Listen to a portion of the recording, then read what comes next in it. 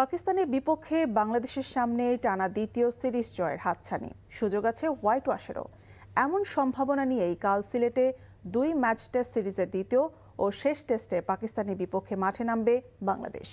তবে টেস্টের আগেই দল থেকে ছিটকে গেছেন উদ্বোধনী ব্যাটার সাদমান ইসলাম। তার পরিবর্তে দলে নেওয়া হয়েছে জাকির হাসানকে। ঢাকা লিগে লেপার্ডসের হয়ে খেলা জাকির ঘরোয়া ক্রিকেটে বেশ ভালো ফর্মে আছেন। সাদমানের চোটে হয়ে যেতে পারে তানজিদ তামিমের টেস্ট অভিষেকও।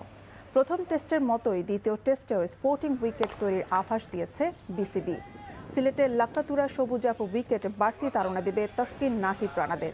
এদিকে বাংলাদেশের বিপক্ষে পাকিস্তানের হারে উত্তাল সে দেশের ক্রিকেটাঙ্গন। তীব্র সমালোচনার মুখে পড়েছে রিজওয়ান শান মাসুদরা। जी भैया